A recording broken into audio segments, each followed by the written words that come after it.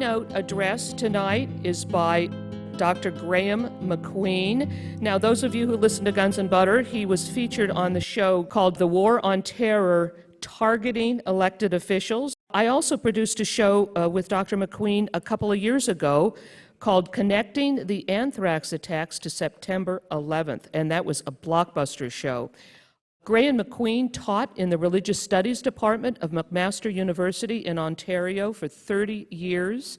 In 1989, he became founding director of the Center for Peace Studies at McMaster and oversaw the development of peace-building projects in Sri Lanka, Gaza, Croatia, and Afghanistan. Since taking early retirement from McMaster University, most of Dr. MacQueen's research has focused on the events of September 11th and the War on Terror.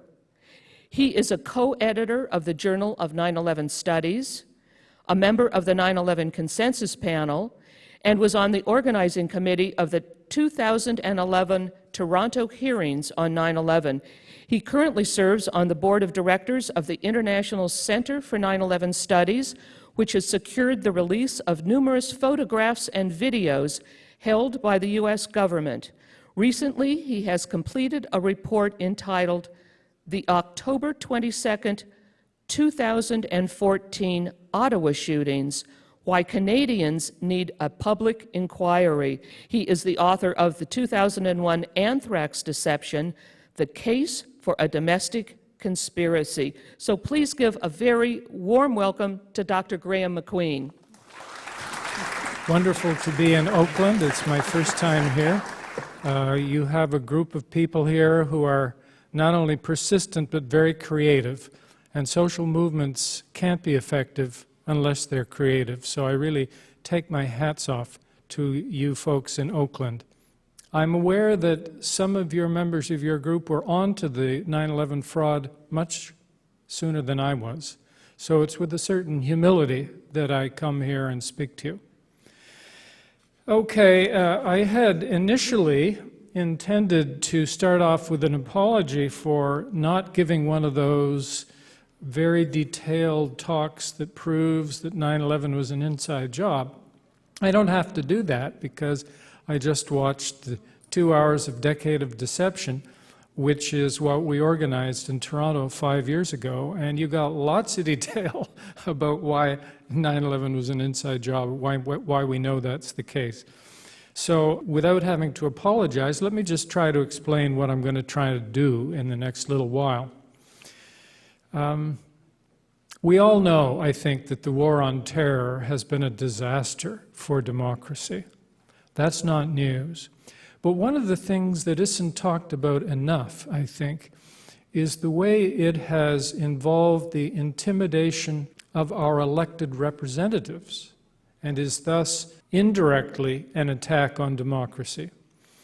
I've entitled this Intimidation of Congress. So I'll be concentrating on the situation in the US, but I actually want to begin with a case that you may not know as well, which happened in my own country, Canada.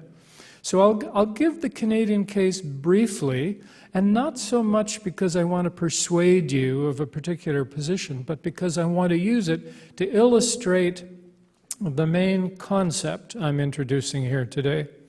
And the main concept is this little TUR acronym, Threat, Unity, and Response, can be useful to us as we understand what's being done to us and to our elected representatives in the war on terror. Let's remember that what happened in the fall of 2001, and so many times since then, have been psychological operations, PSYOPs. People's bodies are targeted, but even more, the minds of populations and legislatures. What this basically means is that a threat happens, people draw together in the group, usually repressing dissent and allowing authorities to repress their dissent, and then lashing out in their response against the perceived enemy, while at the same time passing laws that infringe on their own civil liberties. I want to illustrate this process by the event that happened in Canada, and then we'll go on to the fall of 2001 and look at the operation which was a double operation. It was 9/11 and Anthrax. They were two parts of the same operation. So let's go ahead. Parliament in Canada is where we begin, and let's begin with the threat. The threat was this man, allegedly Michael Zehaf-Bibeau, who got out of a car on October 22nd, 2014 at the National War Memorial near Parliament in Canada in Ottawa, and fired his rifle at two soldiers who were standing on guard there. One escaped and the other one was shot dead. Bibeau, and I'm assuming for the moment that this is true, of course there was never any inquiry, there was never any trial, so we're dependent upon, to a large extent, the police account. Bibeau then took his rifle and made it in haste to Parliament, where he entered the main block of Parliament. It's called Centre Block in Parliament, and that's where Canada's federal Parliament meets, and rushed down the central hall, so-called Hall of Honor, with his rifle, being fired upon by the guards. And Canadians watching this that evening on television got a rather shocking view, because Parliament's normally a pretty boring place. But down in a room off the left side of the Hall of Honor, behind a door that was not locked, was the Prime Minister and his Conservative ministers. Conservative government was in power at the time. The opposition was in an unlocked door on the right-hand side of the Hall of Honor. And here comes a man with a rifle. And this is what we all saw.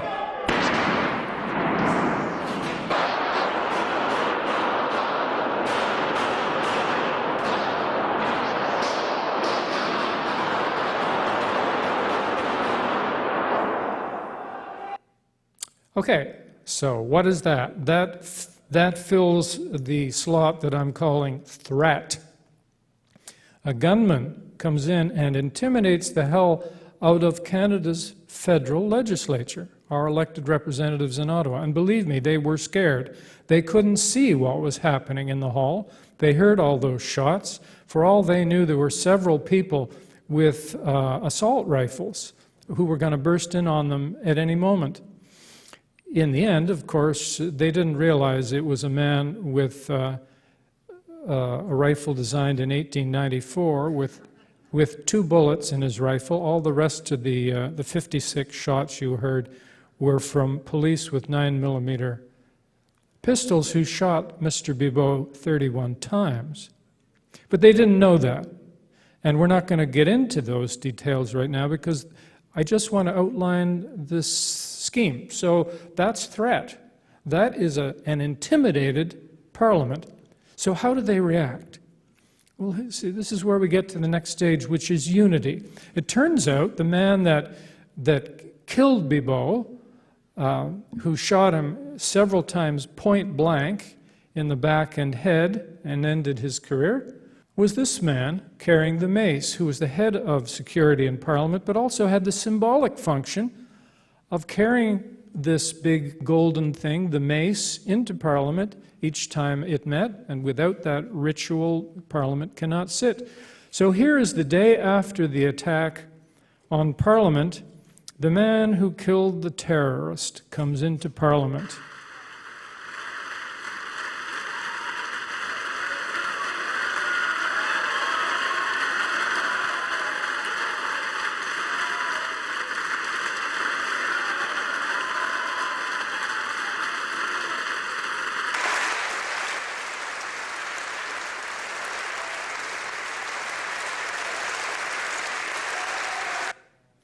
What you are seeing is members of all political parties standing to give him a grateful ovation for having saved their lives and done his job.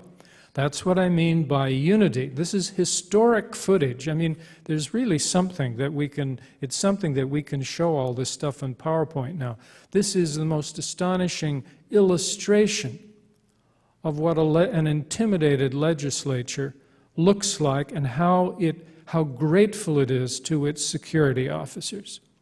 There are other indications of unity that we typically find, and we found them here. Here is the Prime Minister of the time, Stephen Harper, Conservative, a very unhuggy man, normally, somehow, with a grimace, bringing himself to hug 2 men.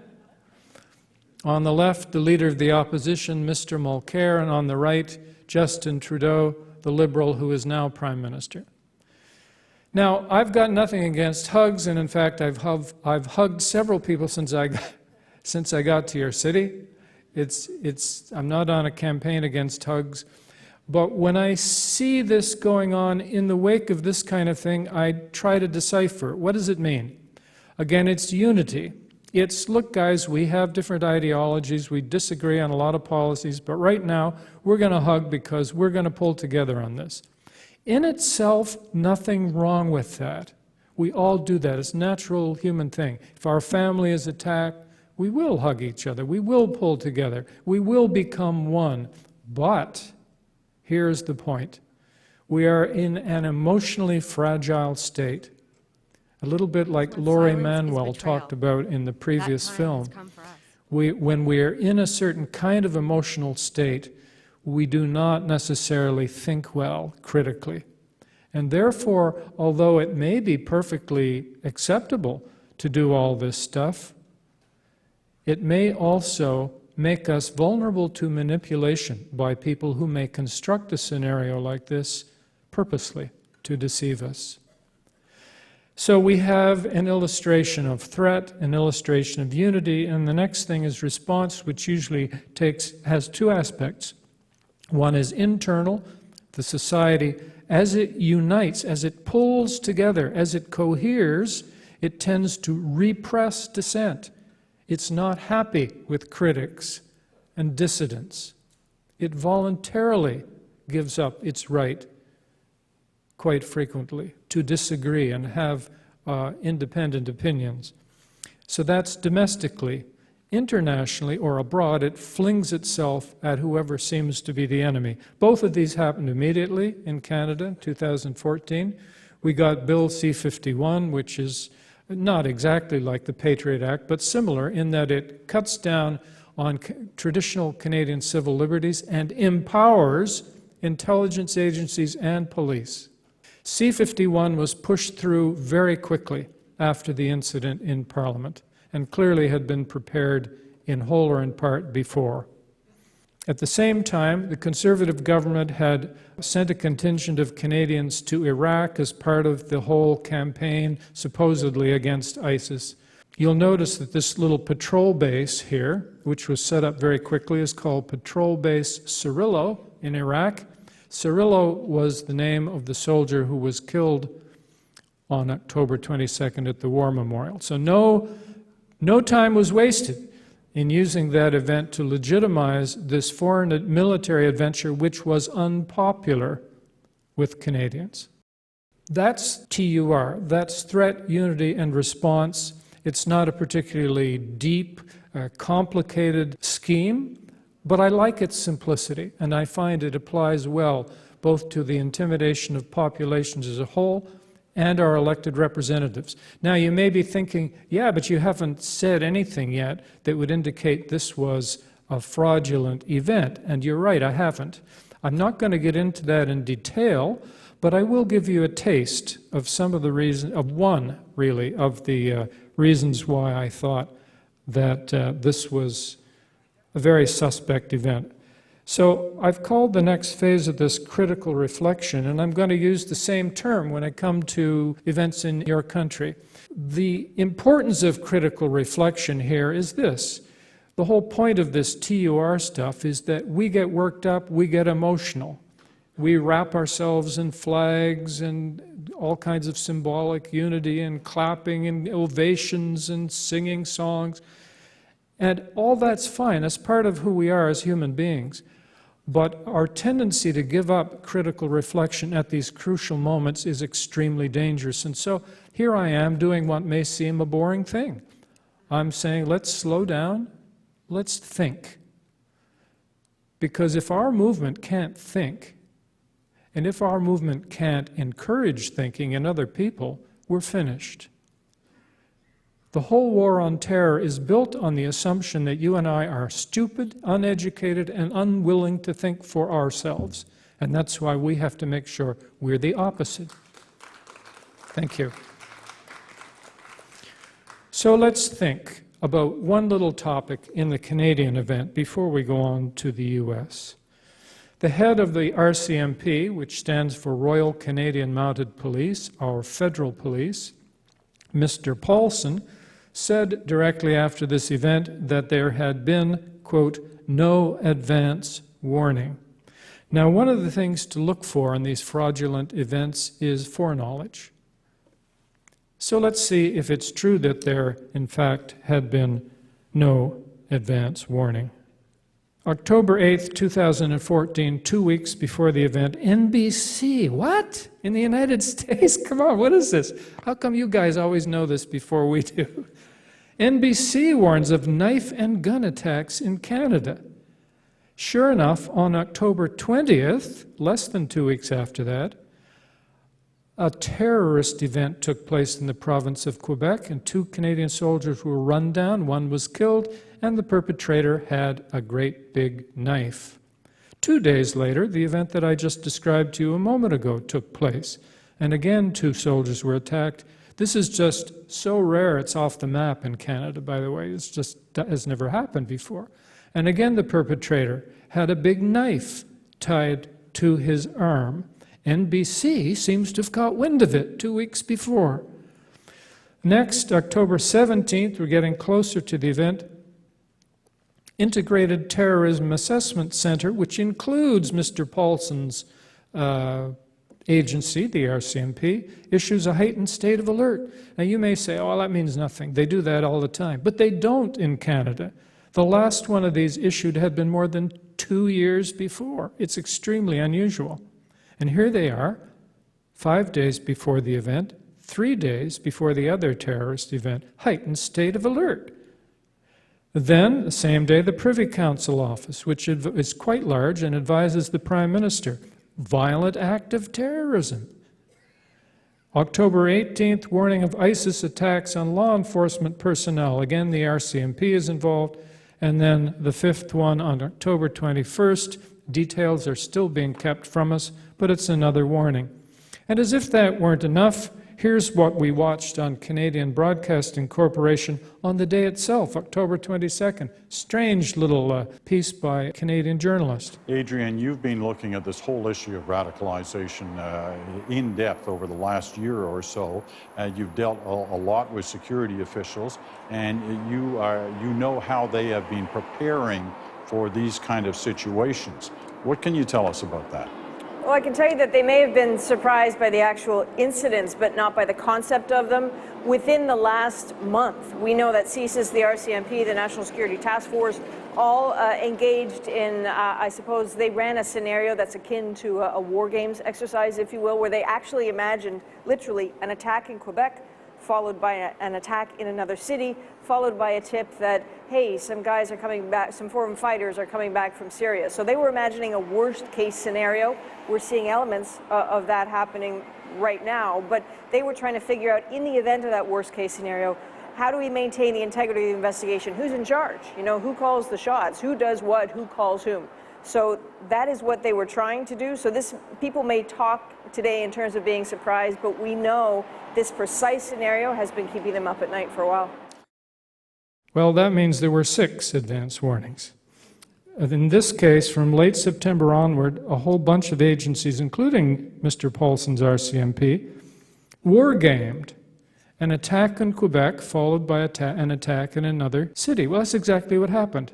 An attack in Quebec on October 20th, followed by an attack in Ottawa on October 22nd. Very close, as she says, to this precise scenario. So, what do we say about Mr. Paulson, the head of the RCMP? He's lying. There's no point beating around the bush, because his own agency was involved in all this stuff. He knew perfectly well there were lots of advance warnings. Why is he lying? Well, one explanation, which would be acceptable in Canada, acceptable to the media, would be that it was incompetence. Incompetence. And Mr. Paulson would then say, oh, but that's because we didn't have a big enough budget, so you've got to give us more money and more responsibility on Parliament Hill, and he got both of those. The taboo thing to say, this gets into the sacred cow idea, right?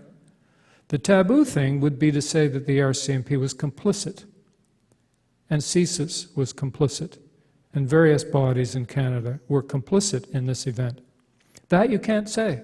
I didn't see one person raise that issue on all the Canadian media, and believe me, I read and watched a lot. You can't say it, just like you can't say it in the US.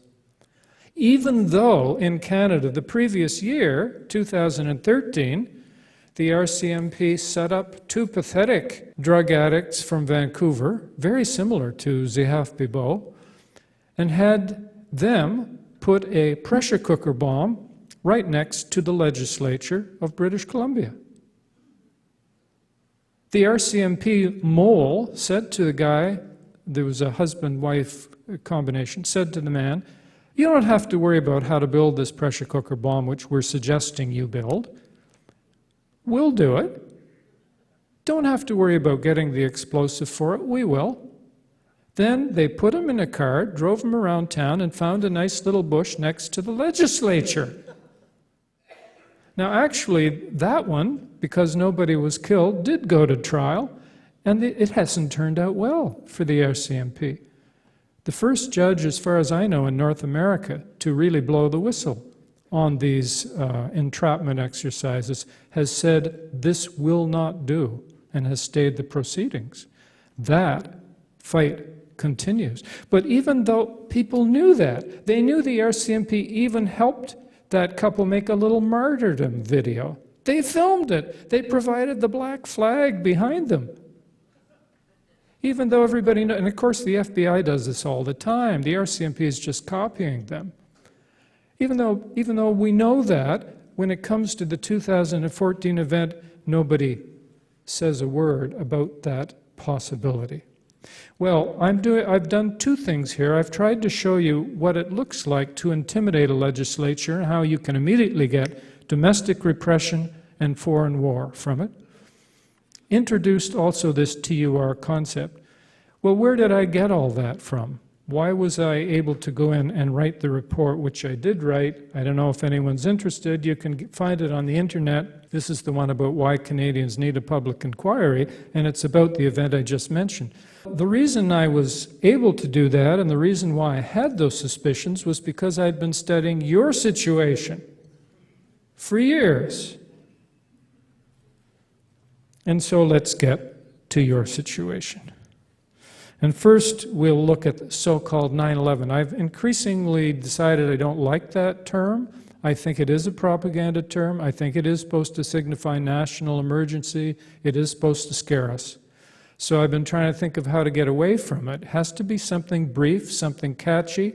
And because I believe the 9/11 and Anthrax attacks were part of one operation, at the moment I'm referring to the 2A operation. 2A stands for two things that start with A: airplane attacks and anthrax attacks. So the 2A op, if you like, is what I'm going to talk about for the next little while. Let's start with the airplanes. Okay, just reminding you of this TUR concept. Well, what does threat look like on 9/11? By now you all know, so I'll just show one brief little video clip.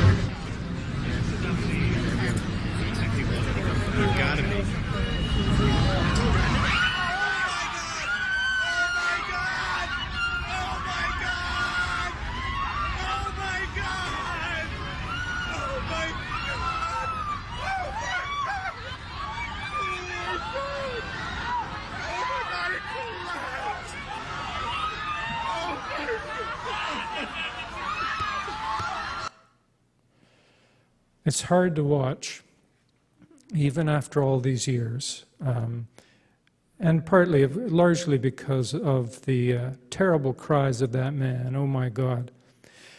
But the reason I used that audio track is I wanted to remind us that this was a psychological operation, and it was precisely to induce that state of mind that this was created. And that is what we mean by threat. People felt scared, they felt threatened. And it wasn't just the population at large, it was Congress, your elected representatives in particular. Tom Daschle, Senate Majority Leader, describes being in the Capitol on that morning and watching TV like everyone else when he heard something was going on. Next thing he knows, a man runs into the room and says, "There's a plane headed this way. We've got to get out." And the whole U.S. Capitol, the whole of the building was evacuated. Daschle says for the first time in history. There was no protocol, he says. People, House of Representatives members and senators scattered in all directions. That is the intimidation of Congress. And as we move toward to see what unity looks like, those folks regathered on the steps of the Capitol later that day, set up a mic, gave a few little speeches. I think in this next picture we see Tom Daschle, Senate Majority Leader, Democrat, who plays an important role in these proceedings, just finishing his speech, and then the following happens, which I think, again, is historic footage.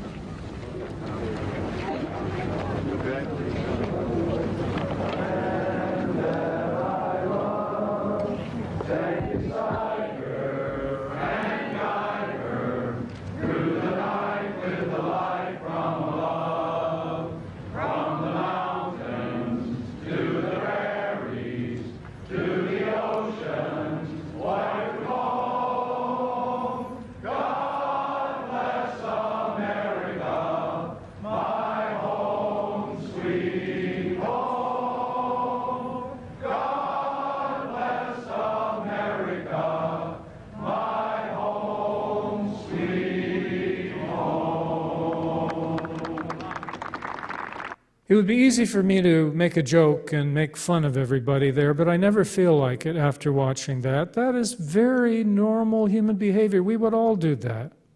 Hug each other, sing a song that's meaningful to you. As far as I know, most of those people were duped, just as much as most of us. I haven't seen any evidence to the contrary. Tom Daschle himself says, "We were one family. I have never experienced such powerful sense of unity in my life." Well, that's what I'm talking about here. Threat leads to unity.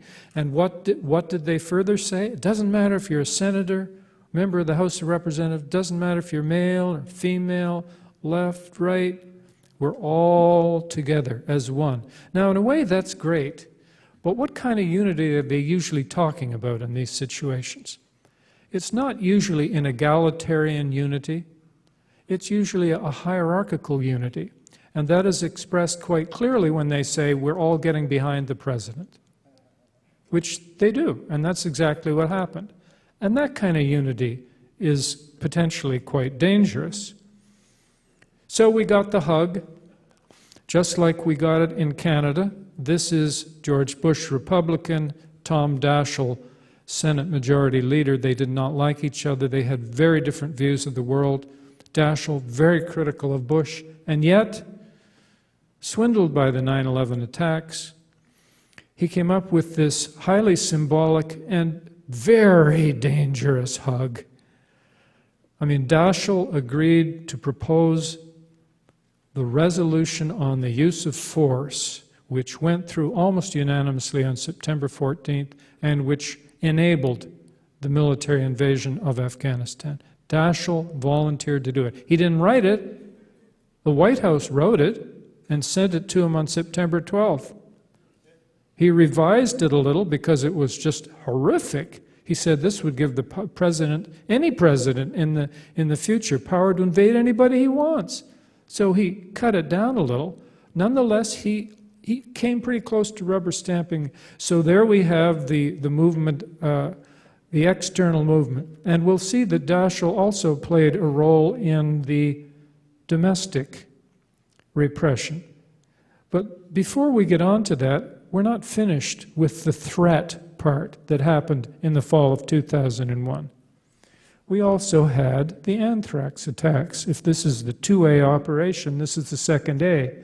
And here's one of the letters. This, I believe, is the letter to Daschle. So right at the top, we have the 9/11 written there, even though this letter was not, in fact, mailed on 9/11, a clear tie-in to the previous event. You cannot stop us. It's all unidiomatic English, of course. We have this anthrax. You die now. Are you afraid? Boy, what a taunt to you guys. I mean, how could you be more overt? Are you afraid yet? Because this is addressed to all Americans. Are you afraid? Death to America, death to Israel. Allah is great. No kidding. So that is what an anthrax letter looks like. I'm the only one that I've ever heard say this, but I think that is one of the most important documents of the 21st century. That's the war on terror right there. It's 100% bogus, as we then soon discovered, and it's all about causing fear and caricaturing Islam in the most bizarre sense. As I sometimes say, if you'd wanted to frame a Native American for this, you would have, and you wanted to write the equivalent stupid letter, you'd say, white man in heap big trouble. Red man have a anthrax. The second part of this, though, is that there was more than a letter. Thank you. There was actual anthrax. There were anthrax spores, highly refined, highly lethal, in the letter. And that's what makes it different from a simple threat. These are 5 people that died, largely random, from anthrax in the males. So those are 2 threats that happened in rapid succession. The first anthrax letter was mailed about 1 week after 9/11. Clearly, this is a 1-2 punch scenario. The response, remember, threat, unity, response. We've seen threat and unity. Response, you know. The Patriot Act restricted, well, it attacked your rights domestically. Colin Powell was able to hold up a little vial of simulated anthrax in 2003 when he lied himself silly in front of the UN Security Council before the invasion of Iraq.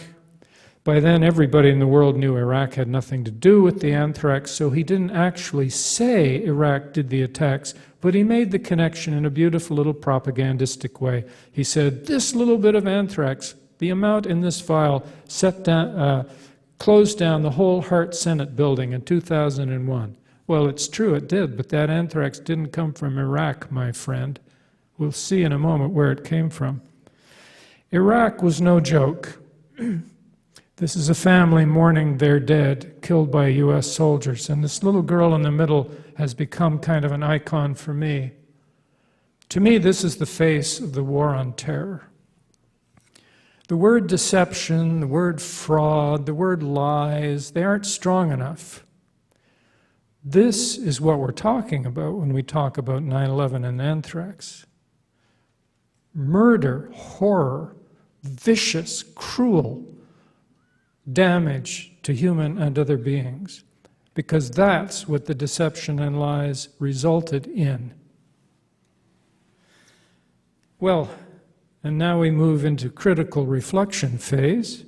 And the usual way that we do this is because the 9/11 attacks, so-called, came first, we will deal with that and we'll talk about the collapse of the towers and so on, and then maybe add a brief note about the anthrax attacks. I thought I would do it backwards today, because probably many of you know less about the anthrax attacks than the 9/11 attacks. And let's see if we can peel back this operation by doing it in reverse. So we've got this letter again. Who really wrote it? Well, the majority of Americans thought that Al-Qaeda wrote it. And we know that because there was a poll taken sometime in October, about 60% of Americans thought that was true. But as October went on, it turned out that there was a more ambitious hypothesis being pushed, and that was that, well, you know, Al-Qaeda could have written those clumsy little letters, death to Israel, and that sounds kind of Al-Qaeda, but they couldn't have made this extremely lethal. I mean, really, nobody had seen anthrax spores as sophisticated as that sent to the 2 senators before, 2 US senators. So somebody else entered the picture. How are things going in Afghanistan now? I think we're doing fine. I think we'll do fine. The second phase, if I could just make it very quickly, the second phase is Iraq. There is some indication, and I don't have the conclusions, but some of this anthrax may, and I emphasize may, have come from Iraq. Oh, is that right? If that may be the case, then that's when some tough decisions are going to have to be made. Yeah. So this is the thesis that I call the double perpetrator hypothesis, which is that Al-Qaeda did the clumsy little letters and put them in the mailboxes. You know, the 19 hijacker guys, those kinds of guys, foot soldiers. But that they had a sponsor, a state, and of course that was Iraq, which was known to have made anthrax years ago, even though it was all gone and had been destroyed by now, but that's another story.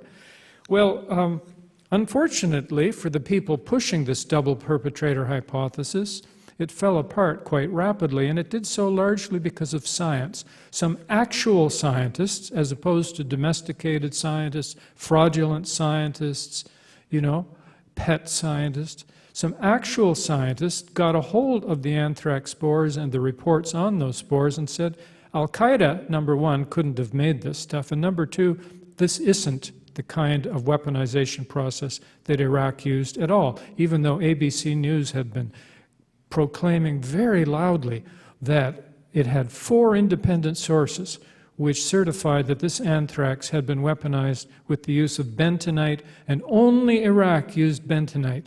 It was all bullshit. There was no bentonite whatsoever in this stuff, and scientists blew the whistle and they said, you know what, this looks like our product. And it was. It was the Ames strain, which was first discovered in the US and widely used in certain US labs, and the weaponization process, the use of silica and so on, was a US process. And this story fell apart very rapidly. Just after the Patriot Act was rammed through in late October, the anthrax story went into freefall. By early January 2002, Department of Homeland Security, FBI, everybody was admitting that the anthrax had what I seem to remember they called a domestic source, which is a lovely little euphemism. You kind of picture going down to your drugstore, you know, and, could I have some highly lethal anthrax? Yeah, the weaponized one on the top shelf. What does a domestic source actually mean in this case? It means it came from a highly secure laboratory in the US serving the military and intelligence communities. And that is now accepted.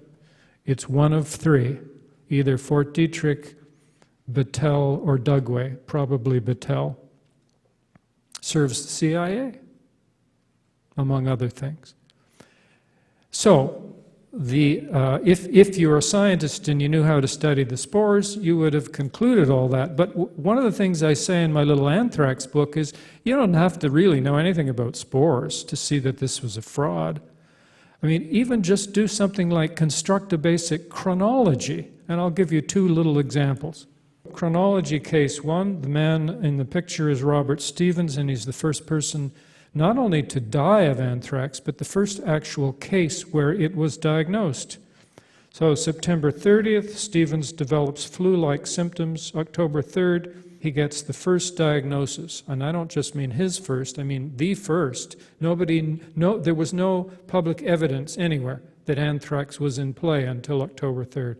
October 5th, he dies. September 30th, the New York Times has a headline, "Some experts say U.S. is vulnerable to a germ attack." Does anything strike you odd about the timing there? Yeah. Now, if it were just one case, we might explain it in this way or that way, but it's not. It's overwhelming. I had to put a whole chapter in the book on this. I mean, Bush and Cheney were put on Cipro, which is the antibiotic used to either prevent or cure anthrax, on September 11th. And, you know, you would expect... You would expect that if this man was said to have anthrax on October 3rd, that you could graph the rise of the use of Cipro, all kinds of panicked citizens, starting after October 3rd and rapidly going up. But when you graph the use of Cipro, it starts to go up 2 weeks before Stephen's diagnosis. The New York Times reported that anthrax scares have caused a run on Cipro. The drugstores can't get enough of it. This is before the diagnosis. And this kind of foreknowledge is very fishy. You may say, oh, but that's good intelligence work. Well, that's what they claimed initially, but of course, no, it's not good intelligence work. If Al-Qaeda or Iraq did this, it might have been good intelligence work, but if it came from your own bioweapons program, it means you're in on the job. Another case, September 25th, Cheney gives an October 5th deadline for passing the Patriot Act. He's impatient. Let's get it through. October 5th, the passage of the bill is prevented by 2 Democratic senators, which you see there, Leahy and Daschle. Between the 6th and 9th of October, anthrax letters are sent to Leahy and Daschle. Late October, Patriot Act passes. You don't have to be a rocket scientist to figure this out. And yet the mainstream media, with few exceptions, did not remark on this astonishing chronology. Now, let me just pause and see where we are here. Remember that we're in the critical reflection phase of an intimidation of Congress. That's what I'm doing here. And I'm trying to peel it back by starting with the anthrax attacks. So at this point in the argument, we could say the following. We're supposed to believe that on September 11th, 2001, real Islamic extremists launched a deadly attack on the U.S., concentrating on New York and Washington. A week later, fake Islamic extremists launched a lethal attack on the U.S., concentrating on New York and Washington. Well, of course that is possible. It could be a kind of a copycat thing. But any rational person at this point who's really trying to do some critical reflection would say, gee, if the second one was fake, maybe the first one was too. And now I'm going to follow that up for you a little, because that's precisely the case when we look into this. You remember these guys. These are the so-called 19 hijackers. Now, if we look at one of the places that they were hanging out and spending so much time before the 9/11 attacks, we find it was in Florida, and especially along the southeast coast. This map is taken from a Florida newspaper, St. Petersburg Times, which I believe has closed down now. But this was a very helpful little graph of the places where the 19 hijackers were spending their time. Now, where does the first anthrax death take place? Right in the middle. That's where Robert Stevens is. Now, if you were suppose you and I were FBI investigators, and we were genuine investigators, and by the way, I think there are genuine investigators and good people in all these agencies. They're not all crooks. So suppose we are authentic. Suppose you and I were real investigators working for the FBI and we saw this. We wouldn't immediately conclude that there was a connection between the 19 hijackers and the anthrax attacks, but we would sure as heck say, that's interesting. We definitely would not say, oh, who cares? And we wouldn't say, obviously, it's a coincidence. We would look into it. We would investigate further.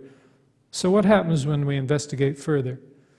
We find that there was a tabloid in that part of Florida called The Sun, which is a sister publication of the National Enquirer, and that Robert Stevens, the first anthrax death, was a photo editor for The Sun, that his boss, Mike Irish, was married to a real estate agent, Gloria Irish, who found apartments for 2 hijackers.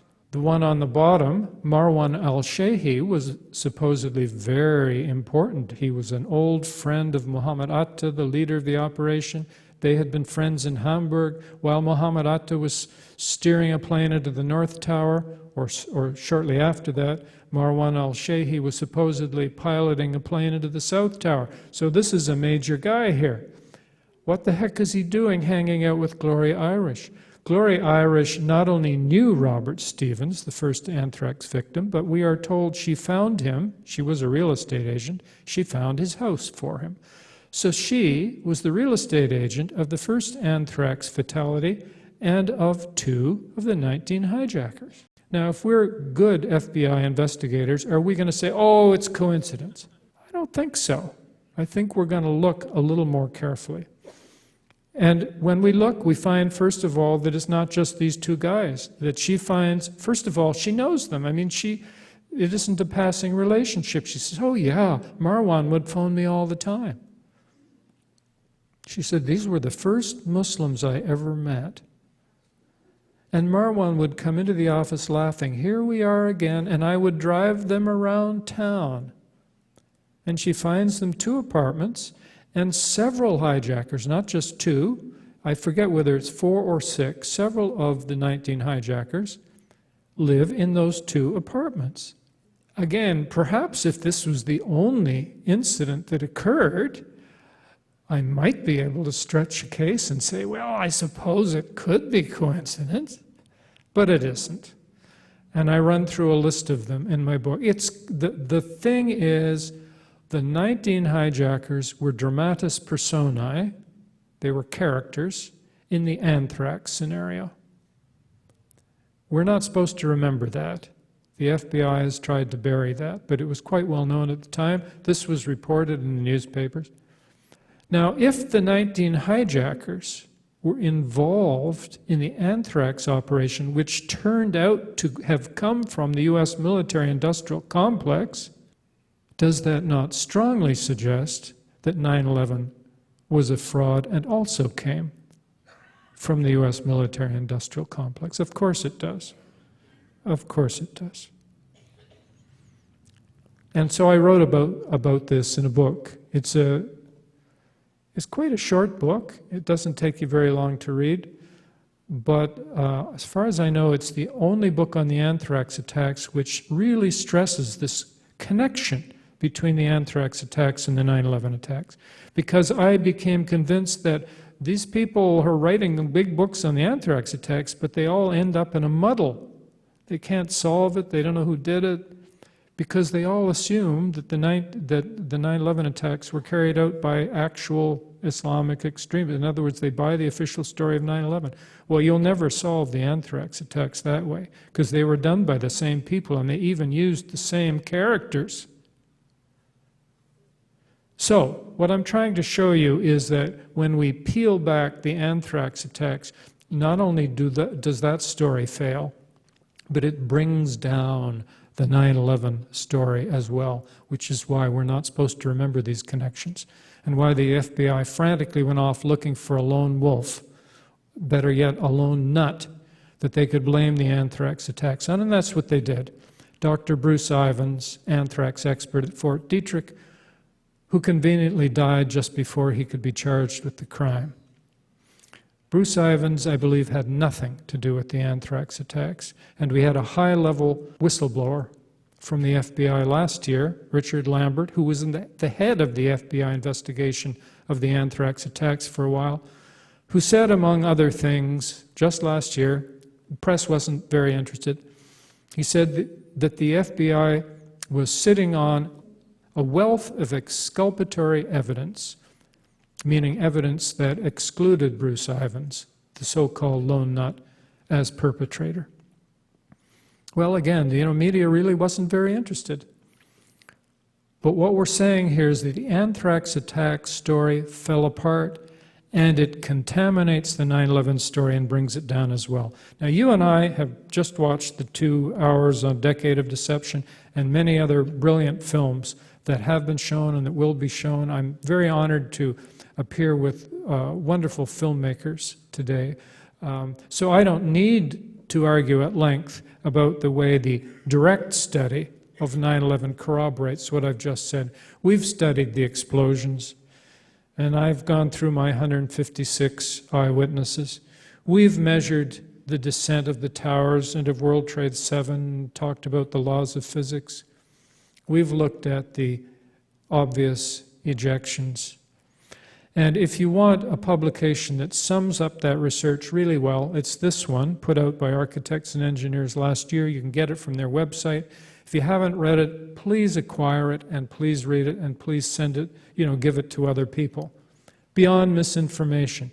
It's not trying to present new research, but it's trying to sum up 15 years of research on the destruction of these buildings. And if your friends would prefer a mainstream publication, I'm happy to say that a very glossy mainstream publication in Europe called Europhysics News, and you can find it on the internet, has just published for the 15th anniversary of 9/11 an article on the physics of the destruction of the buildings, written by 4 gentlemen that I know and that I'm sure many of you know: Steve Jones, Bob Corll, Tony Zambotti, and Ted Walters. And it's a good article, and it's a breakthrough for us because it's in a very mainstream journal. So, as I sum up, what I've tried to do is introduce a concept, threat, unity, and response, which could be useful to us in analyzing these kinds of events. I've shown how, I've tried to argue, let's put it that way, that our elected representatives are not merely brainwashed and indirectly threatened, but how they have actually been quite literally physically intimidated. In the case of Tom Daschle, he didn't just have to flee the Capitol, he got an anthrax letter in his envelope, in his office, okay? That's physical intimidation. And it sends a message, a very chilling message, to people in all legislatures in the West.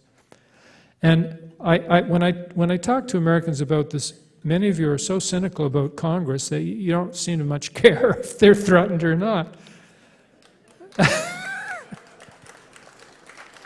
Well, I looked it up and I found that in 2014, that was the first year in which the majority of members of Congress were millionaires. So the publications reported the average Congress member was 14 times more wealthy than the average American. So I can see why you may not find them too representative. Maybe we could call this intimidation of Congress the attack on the millionaires by the billionaires.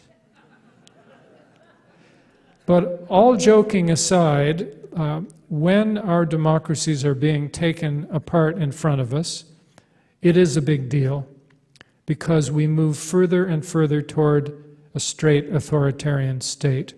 So I hope I've drawn your attention to this very dangerous tendency today. And my last words are to really repeat what I said earlier. This whole war on terror is based on a certain conception of us and of what citizens are in Western democracies. And it goes back at least to Plato. Plato didn't like democracy, okay? And it is that we are fundamentally stupid and easy to scare and very emotional, so that our emotions become that which is characteristic of us as opposed to our intelligence. And we're easy to frighten, and we're very timid. And that, as I said before, is why we absolutely have to be the opposite of that. We need to find our courage. We need to find community with each other. We need to find our intelligence and use it. Thank you very much.